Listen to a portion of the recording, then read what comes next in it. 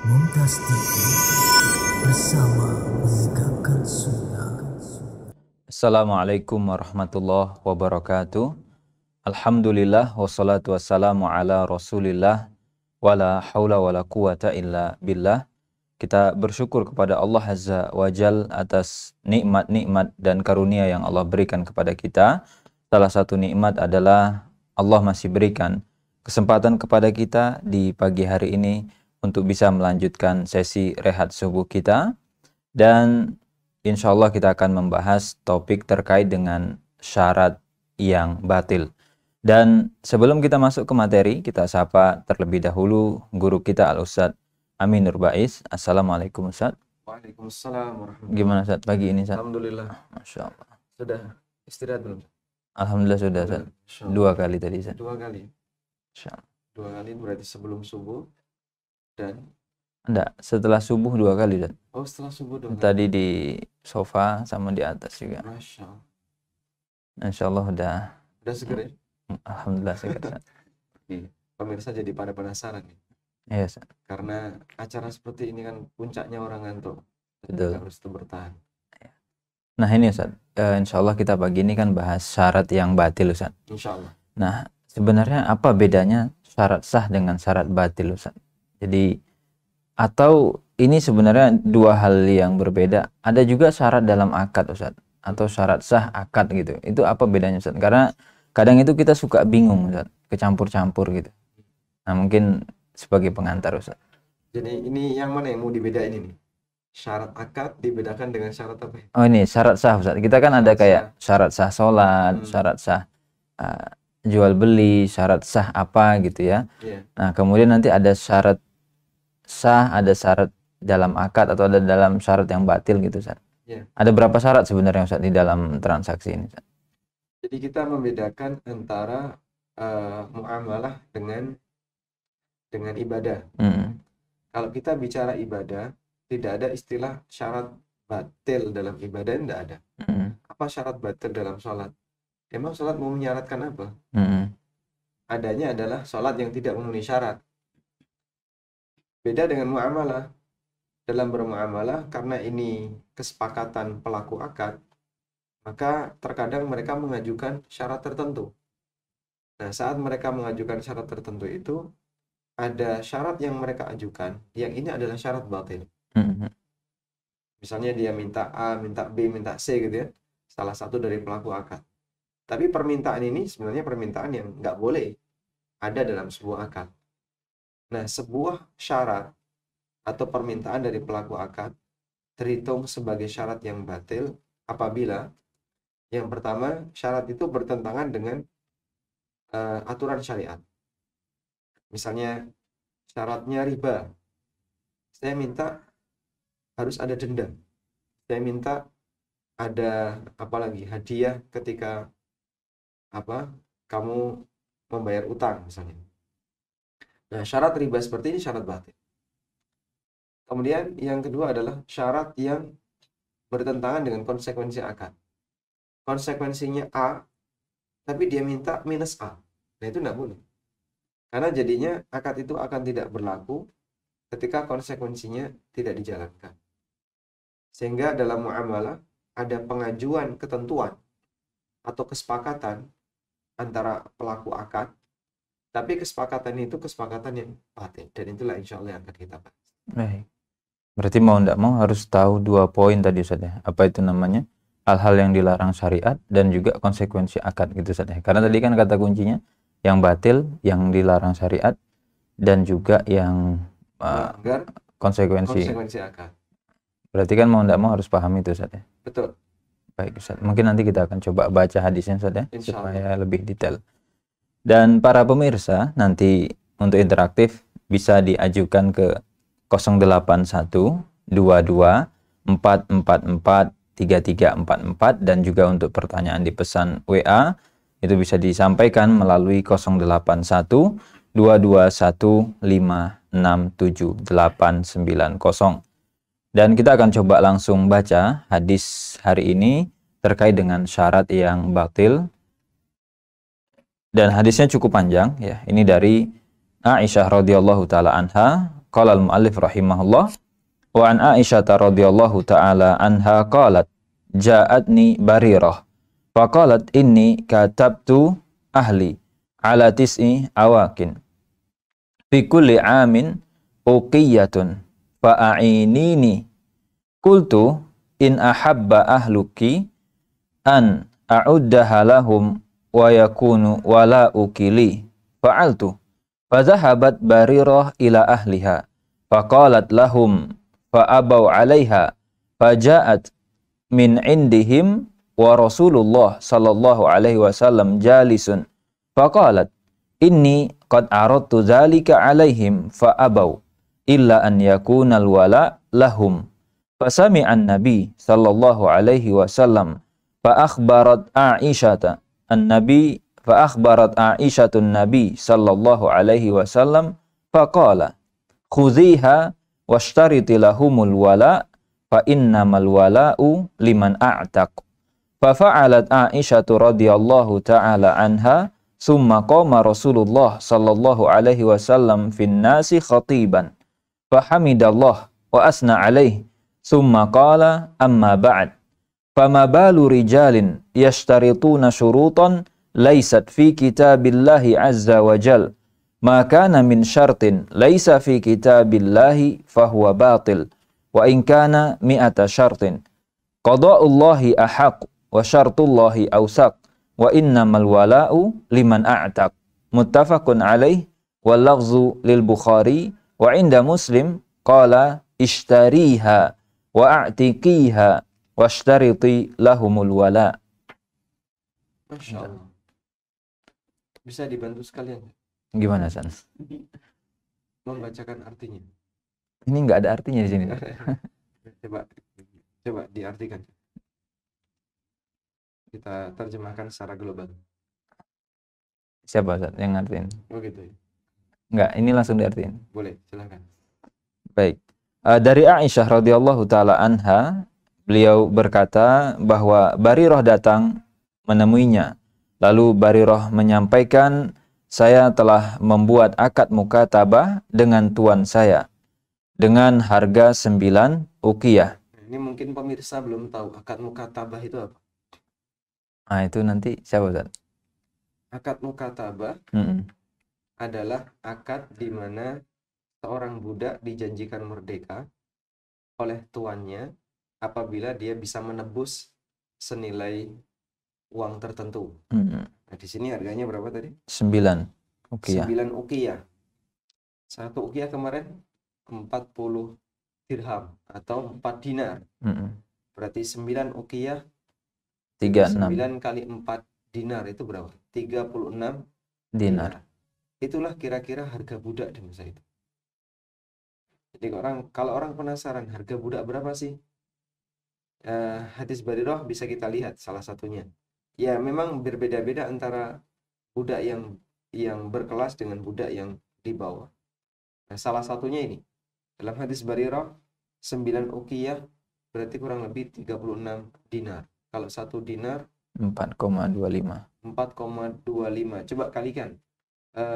Ada kalkulator kru? Ya. 4,25 kali 36. 153 juta.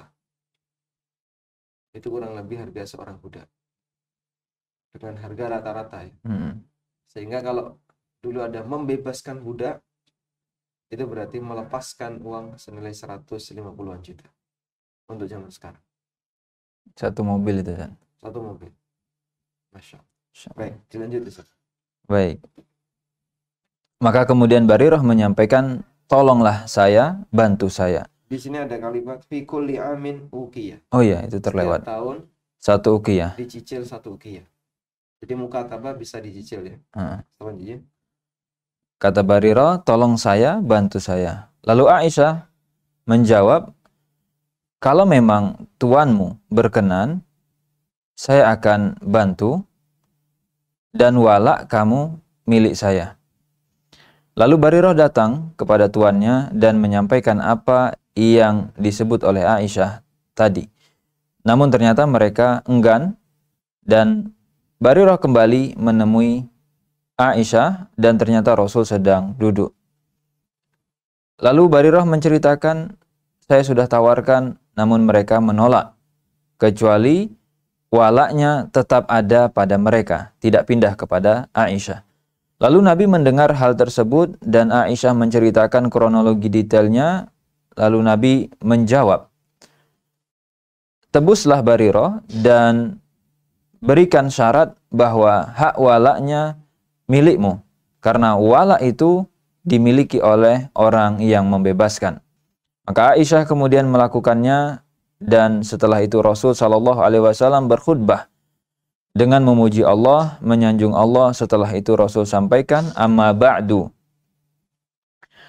Kenapa ada orang yang mempersyaratkan hal-hal yang bertentangan dengan aturan Allah Azza wa Jalla, dan persyaratan yang bertentangan dengan aturan Allah itu merupakan persyaratan yang batil, meskipun jumlahnya sangat banyak. Aturan Allah, ketetapan Allah, syarat dari Allah itu yang lebih kuat dan diikuti, sedangkan wala itu adalah milik mereka yang membebaskan. Muttafaqun alaih. Baik. Alhamdulillah wassalatu wassalamu ala Rasulillah wa ala alihi wa sahbihi wa mawalah.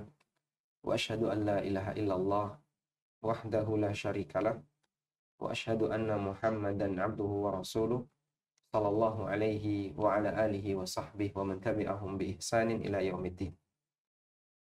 Memang kalau kita bicara kajian kitab ya, belajar kajian sambil membaca kitab, itu akan lebih mengena apabila pemirsanya juga turut membaca kitab. Nah, karena di sini kitabnya tidak kita tampilkan di layar, maka barangkali para pemirsa yang memiliki Bulughul Maram silahkan dibuka di hadis yang ke-10 ya, betul? 10 Hadis Ustaz. yang ke-10 untuk Kitabul Buyu, bab tentang fikih jual beli. Agar nanti bisa kita kasih orat-oret, kasih kesimpulan yang tepat terhadap teks hadis yang kita baca. Baik. Hadis ini menjadi salah satu titik pembicaraan para ulama dalam membahas fikih muamalah. Terutama ketika dalam sebuah akad itu ada kesepakatan yang melanggar aturan yang disebut dengan syarat. Jadi sebelumnya begini, ada dua istilah syarat dalam jual beli.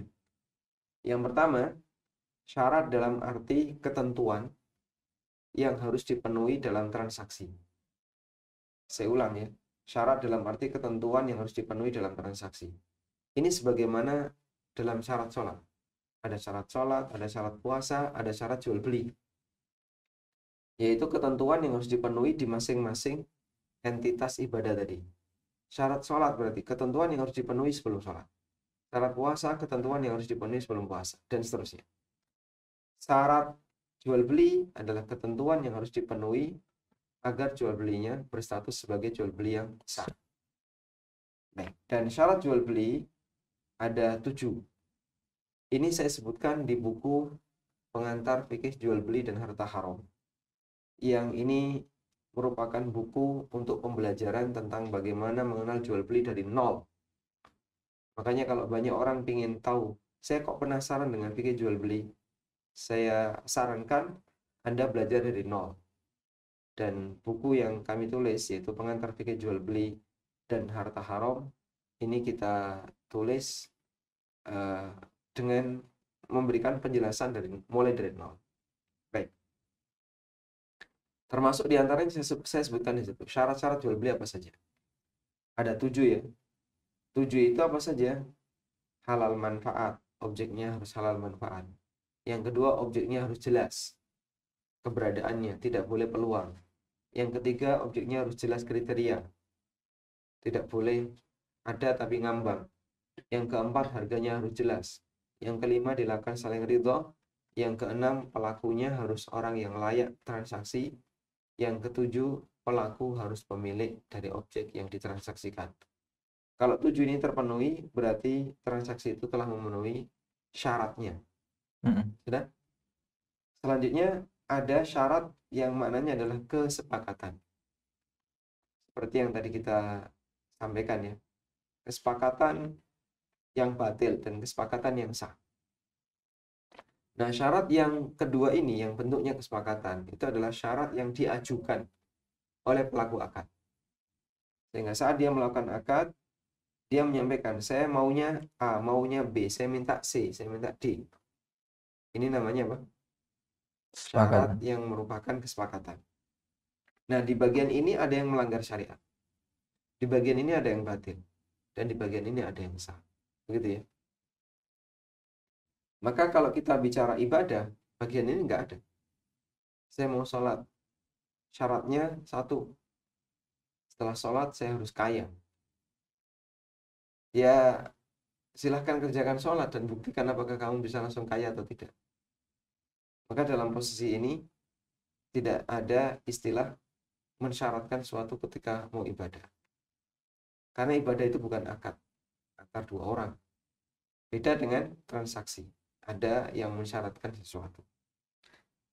Baik, itu pengantar tentang syarat yang diinginkan ya. Apa sih syarat jual beli dan syarat di sini maksudnya apa? Jadi kalau syarat jual beli yang menetapkan syariat, kalau syarat yang artinya ketentuan atau kesepakatan, ini yang menetapkan pelaku akad. Baik, sekarang kita akan lihat di sini. Jadi ceritanya ada seorang budak wanita yang bernama Bariroh. Si Bariroh ini ingin menebus dirinya dengan harga 9 uqiyah, dicicil 1 uqiyah tiap tahun. Berarti 9 tahun merdeka dia. Andaikan dia mengikuti prosedur itu. Nah, kemudian konsekuensinya gini. Apabila ada budak yang merdeka melalui proses mukatabah, maka hak walaknya tetap menjadi hak walak milik tuan pertama. Dan hak walak ini penting. Baik. Kemudian Aisyah radhiyallahu anha membelinya. Lalu dibayarkan 9 uqiyah dan kemudian Bariroh dimerdekakan. Berarti ketika itu budak ini sudah jadi milik siapa? Aisyah. Karena Aisyah sudah membelinya. Dan Aisyah yang memerdekakan. Sehingga hak walaknya jadi milik Aisyah. Itu harusnya. Dan itu bagian dari konsekuensi akad. Siapa yang memerdekakan budak, dia dapat hak walak. Siapa yang memerdekakan budak, dia dapat hak walak. Nah, di sini tuannya nggak terima. Nggak, hak walak tetap jadi milik kami. Bariroh boleh merdeka, tapi hak walak jadi milik kami. Kalau hak walak miliknya tuannya Bariroh yang pertama, maka ini bertentangan dengan konsekuensi akad mukatabah. Siapa yang membebaskan budak, maka dia yang berhak. Sehingga dalam posisi ini, wallahu alam, yang lebih tepat adalah yang lebih kuat pendapat yang mengatakan bahwa syarat itu berlaku untuk semua klausul yang dibuat oleh seseorang ketika melakukan MOU akad, dan selama di situ tidak ada pelanggaran syariat, maka tidak masalah. Wallahu a'lam. Ustaz, mungkin ini ada yang baru pertama dengar Ustaz. Hak wala ini apa gitu Ustaz? Wujudnya seperti apa Hak gitu. wala itu wujudnya kayak gimana? Sehingga kenapa kok sampai jadi rebutan antara Aisyah dengan tuannya Bariroh, mantan tuannya Bariroh. Jadi hak wala itu sangat bernilai karena yang pertama fungsinya adalah untuk pengenalan, litarif. Jadi misalnya begini, budaknya berasal dari Quraisy, maka nanti dinamakan budak Fulan Al-Qurashi dari Quraisy. Ketika dinyatakan Al-Qurashi, budak itu dari Quraisy, maka nanti ketika dia merdeka disebut Al-Qurashi. Misalnya si Paijo Al-Qurashi. Akibatnya orang Quraisy karena ada banyak budak, maka ratingnya naik. Oh, berarti mereka ini adalah orang yang dermawan dan seterusnya. Yang kedua, apabila si budak ini mati sementara dia tidak punya ahli waris, maka seluruh ahli waris budak ini masuk menjadi hak milik tuannya. Dan itu penting, karena jadinya keberadaan hak wala itu membuat seseorang bisa mendapatkan manfaat dari hak wala itu. Wallahu a'lam. Insya Allah. Ustaz, kalau misalkan tadi ada yang ngajuin syarat Ustaz, dan ternyata batil, transaksinya dianggap sah enggak Ustaz? Nah, ini yang kita bahas ya. Bagaimana hukumnya ketika ada transaksi yang sah, lalu ada klausul yang batil, begitu ya. Bagian inilah yang mau kita detailkan. Sehingga kenapa judulnya syarat yang batil? Karena kita mau membahas ada transaksi yang sah, tapi mengandung kesepakatan yang batil. Ulama berbeda pendapat berkaitan dengan masalah itu. Apabila ada syarat yang sah, tapi mengandung kesepakatan yang batil.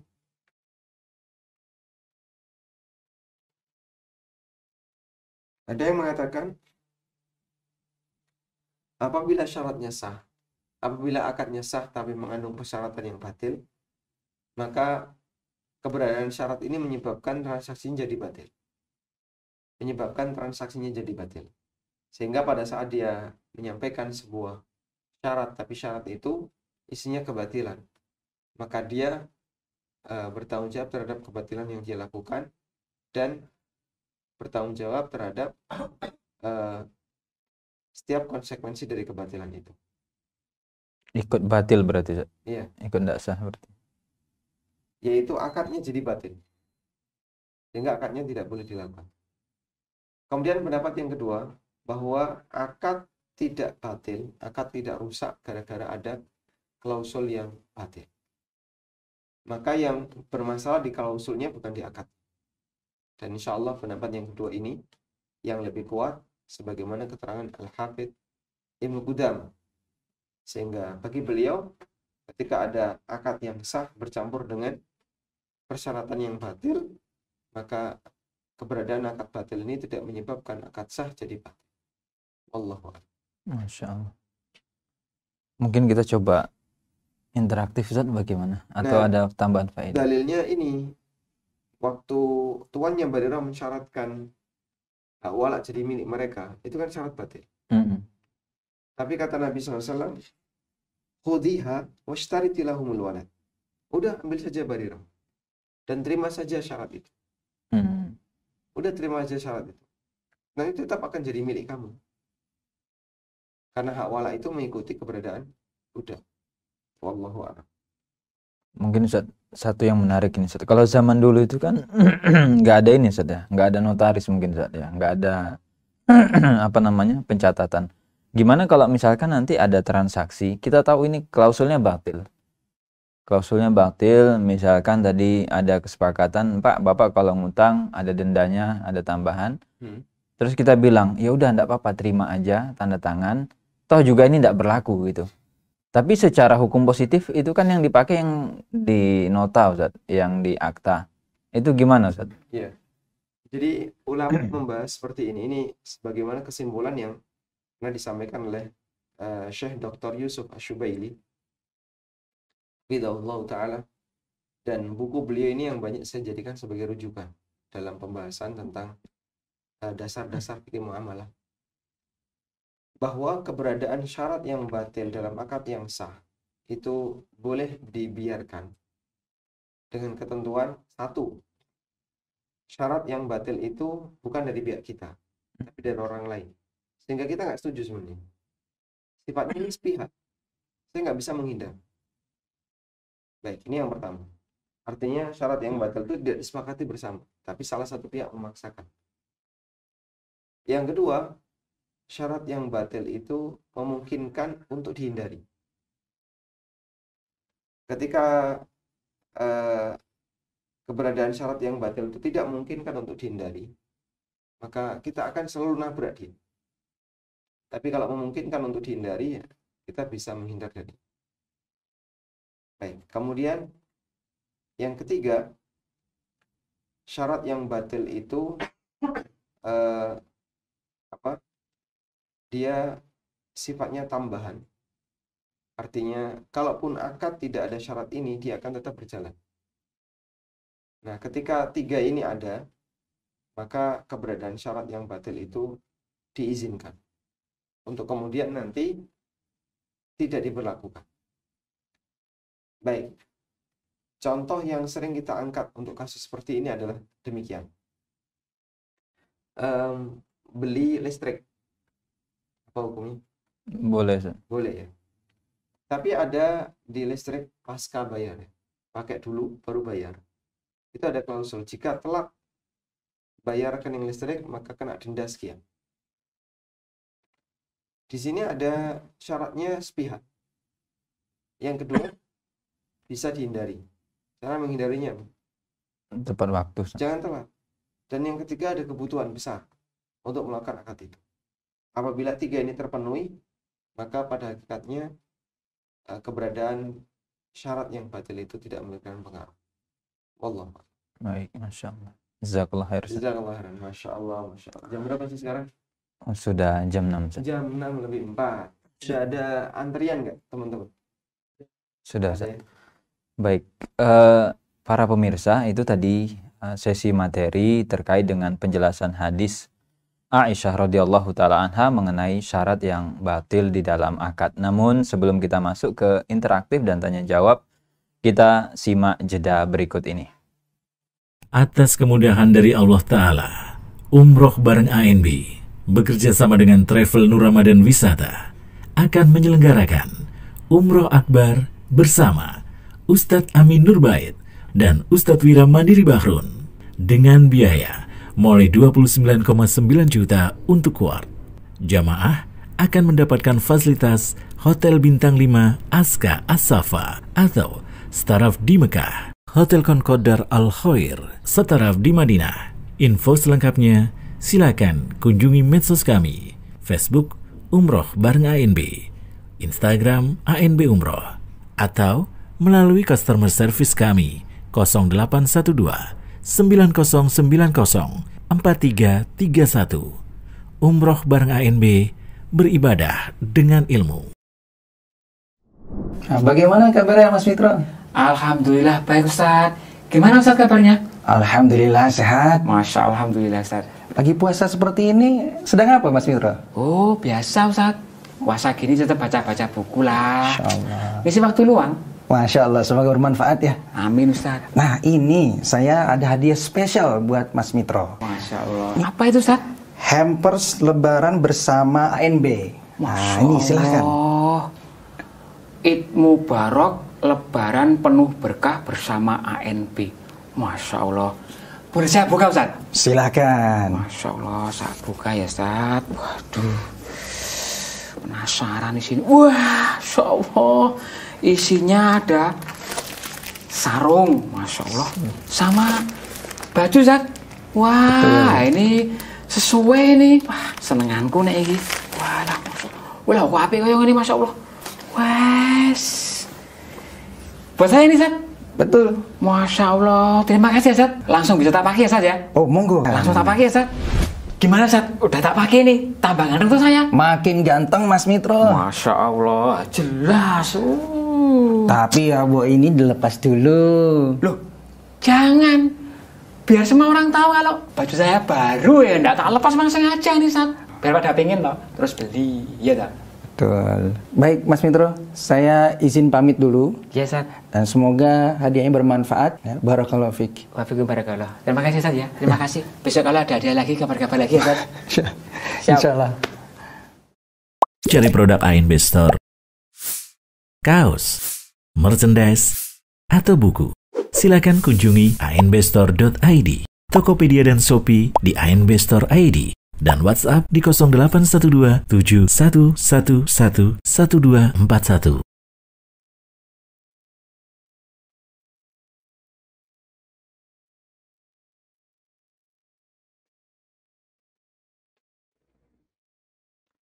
Baik, para pemirsa yang dirahmati oleh Allah Azza wa Jalla, kita undang untuk bergabung dalam sesi interaktif di nomor 0812-444-3344, dan bagi yang ingin menyampaikan pertanyaan melalui pesan WA bisa disampaikan melalui 081 221567890. Baik, kita akan coba lihat pertanyaan yang sudah masuk dan ini ada telepon, kita persilahkan. Bismillah. Assalamualaikum warahmatullahi wabarakatuh. Waalaikumsalam warahmatullahi. Silakan Ibu, dengan siapa di mana? Nah, Ana dengan di Bekasi. Assalamualaikum. Semoga Allah merahmati Ustaz dan keluarga. Afwan izin bertanya. Suami Ana bekerja di salah satu kantor BUMD. Beberapa bulan terakhir ini suami mencoba mencari penghasilan tambahan, yaitu dengan cara membantu mengerjakan pekerjaan proyek kantor dengan vendor.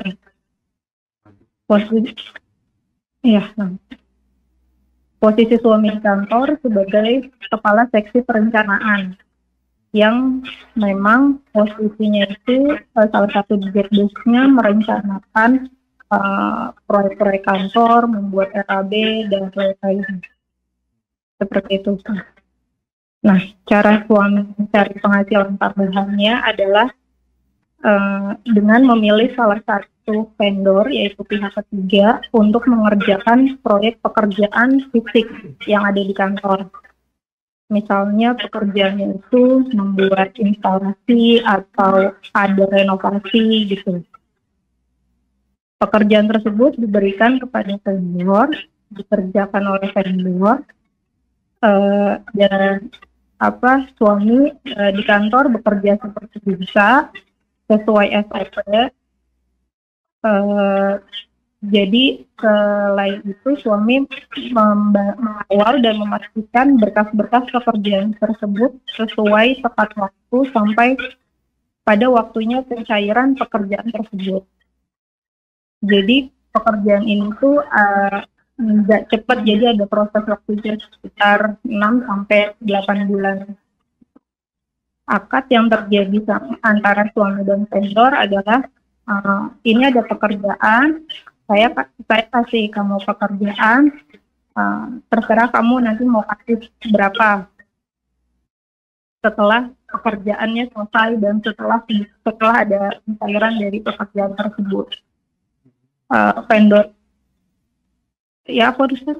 Lanjut ya, silakan. Vendor tersebut sudah cukup lama menjadi vendor dari kantor ini gitu. Nah, ternyata dari pekerjaan tersebut setelah pencairan, vendor memberikan hadiah yang cukup besar kepada suami gitu, dalam kurun waktu setelah pencairan itu yang tadi Ana bilang sekitar 6 sampai 8 bulan. Gitu. Nah, qadarullah itu baru Ana tahu gitu dari tersebut diberikan sesuatu oleh suami gitu. Yang mau Ana tanyakan bagaimana status dengan hadiah yang diterima sama suami. Suami ibu kerja di instansi pemerintah ya? Iya, nah. Baik. Cukup, baik. Terima kasih Ibu. Jazakallahu khairan. Barakallahu. Allah yubarik fiik. Ini kalau dalam istilah mereka disebut apa itu? Gratifikasi ya? Yes. Bukan gravitasi. Yang punya daya kuat untuk menarik. Efek subuh kan. Jadi subuh. fokusnya juga berimbang ini. Baik. Jadi dalam Islam gratifikasi ini masuk kategori hulul satu. Masuk kategori hulul, dan Allah Subhanahu wa taala mengatakan dalam Al-Qur'an, "Wa may yaghlul ya'ti bima ghalla yaumil qiyamah." Barang siapa yang hulul, maka dia akan membawa harta hulul itu besok di hari kiamat. Apa sih harta hulul itu? Kalau kita terjemahkan bebas ya bisa kita sebut harta khianat. Sehingga harta itu dimiliki secara pribadi, padahal sebenarnya itu bukan hak. Nah, prinsipnya begini. orang yang diberi hadiah oleh orang lain pada asalnya kan boleh. Karena saling memberi hadiah itu dianjurkan dalam Islam. Tahadau tahabu. Lakukanlah saling memberi hadiah agar kalian bisa saling mencintai. Namun hadiah itu hadiah ketika latar belakangnya saling mencintai. Sehingga dia diberikan karena sebelumnya sudah kenal, atau sudah akrab, atau ada hubungan kedekatan, atau karena faktor yang lain yang menunjukkan bahwasanya hadiah itu diberikan untuk tujuan saling mencintai. Dan ini tidak berlaku ketika hadiah itu diberikan karena ada kepentingan. Apa kepentingannya? Kepentingannya adalah agar proyeknya dibuat lancar, agar ketika dia ikut tender dimenangkan, agar tidak ada masalah dalam pelaporan, agar berita acara serah terimanya lancar, dan seterusnya. Itu semuanya masuk dalam kategori suap. Apalagi ketika hadiah itu diberikan karena dia punya jabatan. Kenapa dia itu diberikan? Karena dia punya jabatan. Coba kalau dia nggak punya jabatan, dia nggak punya posisi seperti itu, tidak berada di tim penilai atau berada di tim pembuat perencanaan dan seterusnya, dia nggak bakalan dikasih. Dan itulah standar yang disampaikan oleh Rasulullah SAW. Ceritanya begini. Tersebutlah seorang sahabat yang bernama Ibnu Lutbiyah. Lalu Ibnu Lutbiyah ini diangkat oleh Nabi SAW sebagai petugas zakat. Jadi amil untuk ngambil zakat ke salah satu suku yang ada di sekitar Madinah. Berangkat Ibnu Lutbiyah, lalu sampai di sana beliau mengambil zakat. Tiba-tiba ada orang yang ngasih hadiah. Hadi zakatun wa hadi hadiyatun laka. Ini zakat saya dan ini hadiah untuk Anda. Ibnu Lutbiyah pulang ke Madinah. Dan di Madinah lapor dulu kepada Nabi SAW. Lalu disampaikan, hadihi zakatun laka wa hadihi hadiyatun. Ini zakat untuk Anda dan ini hadiah untuk saya. Nabi SAW kemudian marah. Dan beliau berkhutbah. Beliau sampaikan dalam khutbah itu. Fama balu rajulin ista'maltu. Kenapa ada orang yang aku tugaskan dia untuk jadi? Faqala, lalu dia mengatakan, ini zakat, ini hadiah untukku. Fahala yajlisu fi baiti abi au ummi falyudalahu amla. Coba dia duduk di rumah bapak ibunya. Kamu pulang aja, duduk di rumah. Ada nggak orang yang ngasih hadiah ke kamu? Maka dia dikasih hadiah karena apa? Jabatan. Karena dia jadi amin. Coba kalau dia duduk di rumahnya, ada nggak yang ngasih hadiah? Artinya begini, untuk mengukur hadiah itu boleh atau tidak, Anda lihat ya. Kira-kira kalau orang ini nggak punya jabatan, ada nggak yang ngasih hadiah? Nggak ada. Ketika nggak ada, berarti hadiah itu diberikan karena posisi dia, karena jabatan. Sehingga ketika ada orang yang berada di posisi bagian pengadaan, bagian perencanaan, atau yang ACC, perizinan, dan seterusnya, akhirnya dia dikasih sesuatu, hukumnya haram untuk dia terima. Karena hadiah ini hadiah yang penuh dengan latar belakang. Apapun itu alasan. Baik. Karena itu kami sarankan agar hadiah tadi seharusnya tidak boleh diterima. Dan jangan minta. Jadi kadang kan gini ya, vendor sudah dianggarkan duluan. Nanti bagian untuk kami berapa? Nah, vendor kan ketika menganggarkan itu, ini kira-kira hadiah untuk orang dalam ya. Sekian, hadiah orang dalam sekian. Saat ada itu kan masuk di RAB pribadi. Yang nggak ada di RAB untuk laporan. Sehingga itu masuk RAB pribadi. Akibatnya dibengkain. Peluangnya ada dua. Dibuat bengkak, sehingga harganya jadi lebih mahal.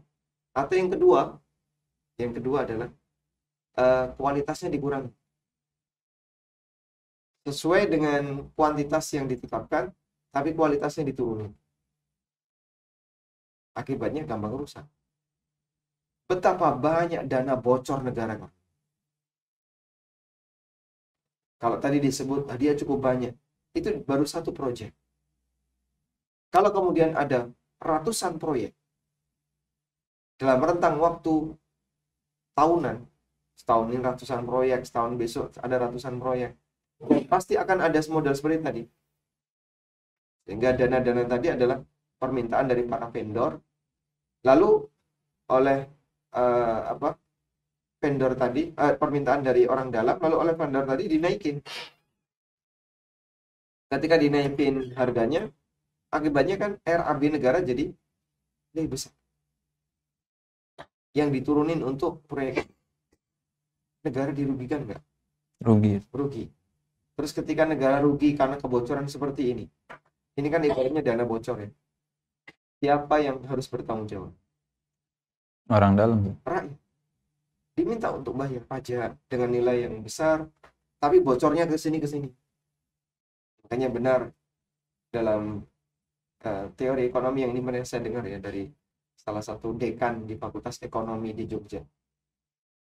80% kekayaan negara dinikmati oleh 20% rakyatnya, dan 20% kekayaan negara dinikmati oleh 80% rakyat. Ya salah satu faktornya yang model kebocoran seperti ini. Sehingga kita tekankan ya kepada orang-orang yang di dalam, untuk orang dalam di dalam nih sekarang. Sekarang di dalam. Jadi kepada teman-teman yang sedang bekerja di lingkungan pemerintah, ittaqullah, bertakwa kepada Allah.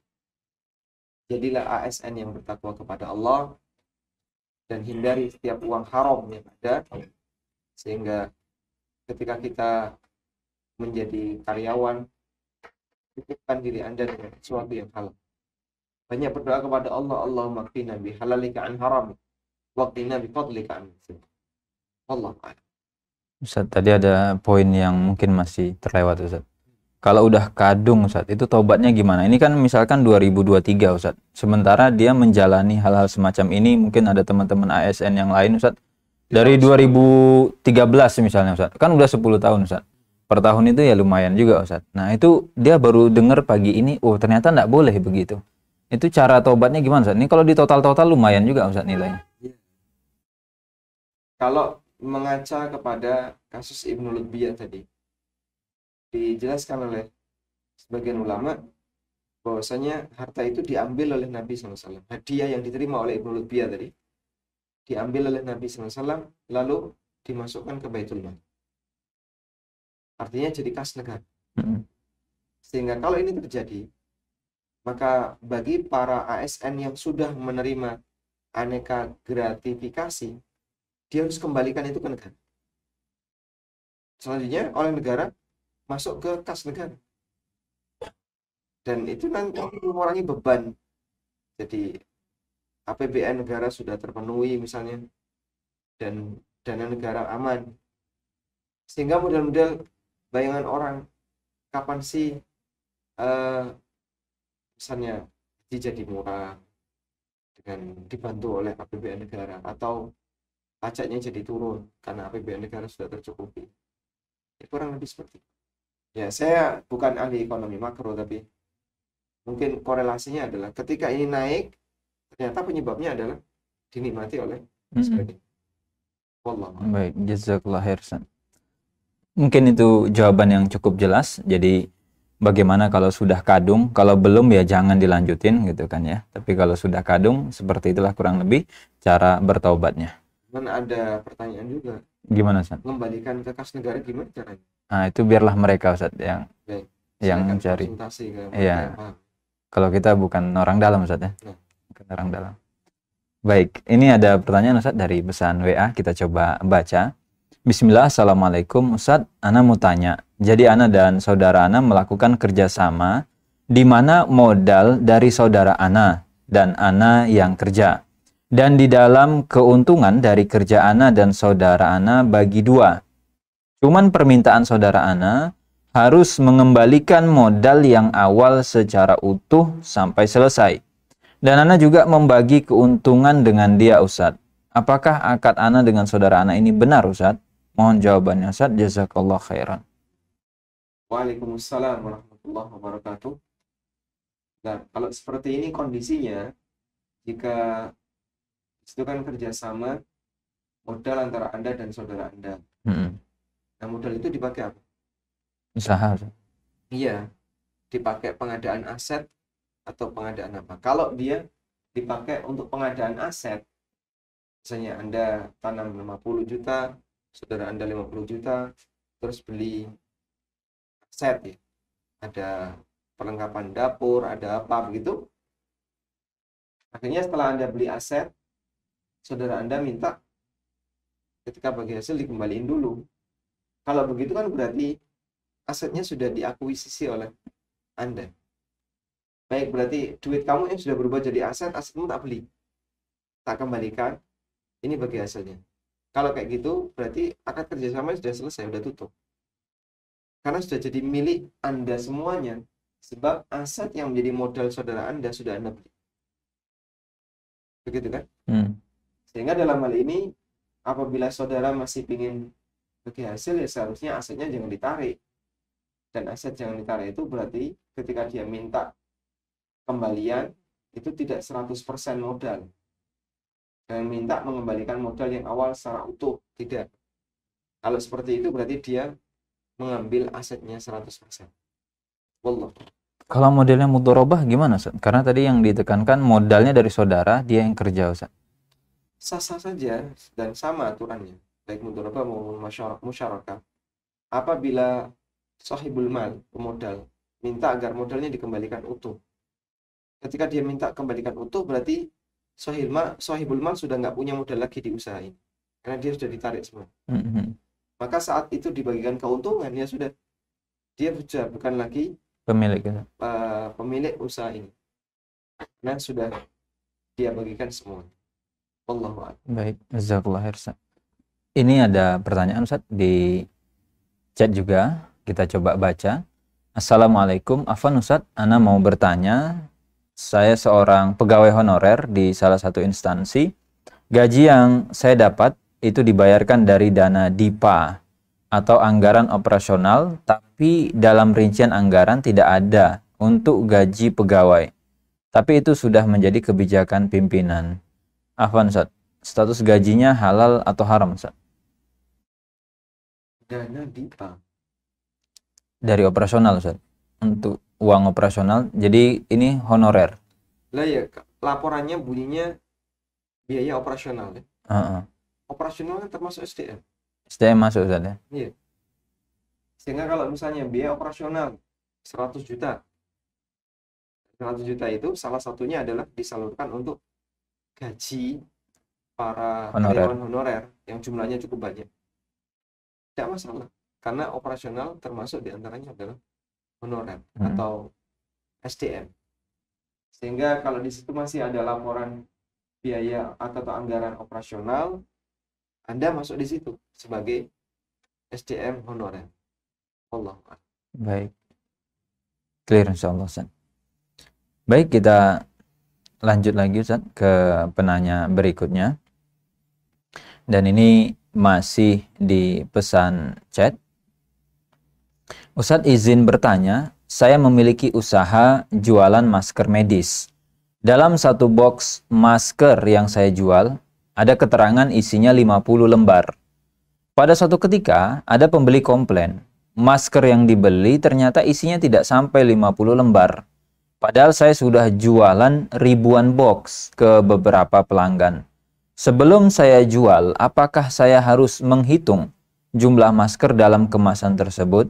Padahal box masker telah disegel dari produsennya.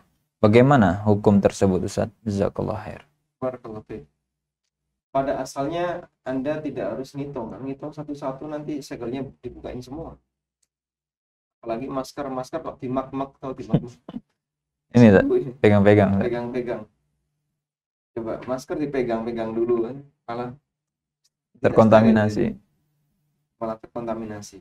Sehingga Anda tidak perlu itu, cukup pernyataan yang dicantumkan oleh produsen di bungkusnya. Nah, ketika ada yang komplain, silakan tambahin. Kurangnya berapa, Pak? Kemarin saya itu kurang sekian, Anda tambahin. Kalau dia sudah merasa ridho dengan itu, selesai, alhamdulillah. Tapi kalau dia nggak ridho, ya udah, balikin duitnya, mana sisa maskernya. Udah saya pakai semua. Nah, kalau udah pakai semua ya berarti kamu harus bayar yang sudah dipakai. Tapi kalau masih ada sisa atau apa dan Anda rela untuk itu ditarik kembali, duitnya kembalikan, insya Allah ada. Baik, Allah barik. Baik Ustaz, ini mungkin pertanyaan terakhir ya. Dari pesan chat, Bismillah. Semoga Allah selalu menjaga Ustadz dan tim dan seluruh kaum muslimin. Allahumma amin. Ini tim ya selalu didoakan oleh pemirsa. Masya Allah. Barokah. Ada yang merem, ada yang... Baik, mau bertanya Ustadz. Kalau saya mau menjalani sebuah usaha untuk jasa digital kreatif, seperti desain dan menjual template aset digital. Kalau ingin menjalani bersama teman, niatnya mau patungan dana untuk pembelian aset device seperti laptop dan lain-lain.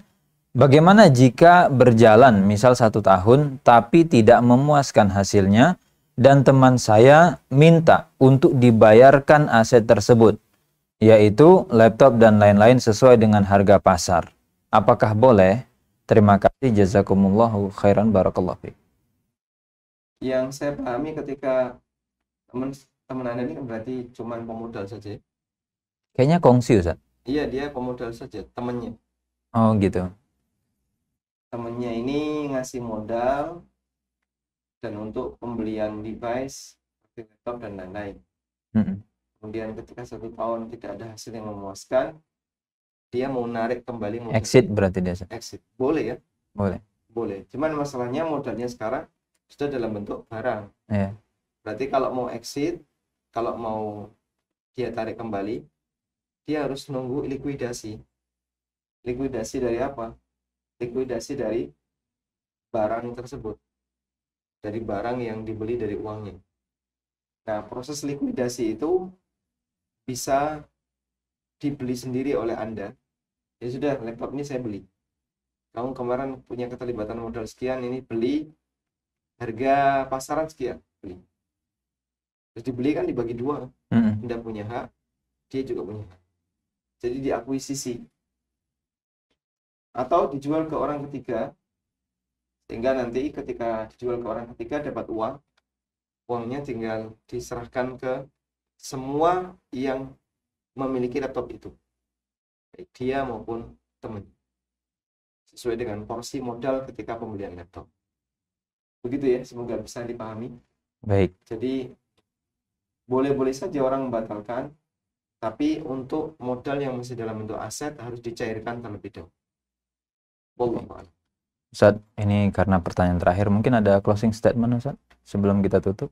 Jadi mengulang tadi, kalau kita bertransaksi yang mubah tapi mengandung syarat yang batil, maka transaksi ini tetap sah dan syarat yang batil ini tidak berlaku. Boleh nggak kita secara sengaja melakukan transaksi yang mengandung syarat yang batil tadi? Jawabannya boleh dengan 3 syarat yang tadi dibutuhkan. Yang kedua apa? Syarat batil itu sifatnya sepihak. Mengikut. Yang ketiga, lengkap saja. Memungkinkan untuk dihindari. Jika 3 ini ada, maka silakan Anda ikut bergabung di situ. Tapi kalau salah satunya nggak ada, sebaiknya cari yang lain. Dan ini jawaban yang disampaikan oleh para ulama ketika membahas tentang keberadaan akad-akad yang sah tapi mengandung syarat yang batil. Seperti tadi ya, listrik pasca bayar, atau air, perusahaan air ya, PAM. Katanya juga seperti itu. Saya nggak pernah pakai PAM.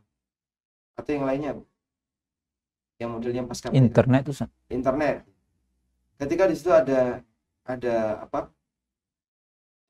Klausul. Denda sekian. Dan Anda bisa menghindari, silakan. Apalagi ketika itu Anda sangat membutuhkan. Baik, jazakallah khair Ustaz untuk ilmunya pagi ini. Semoga berkah untuk kita yang hadir dan menyimak.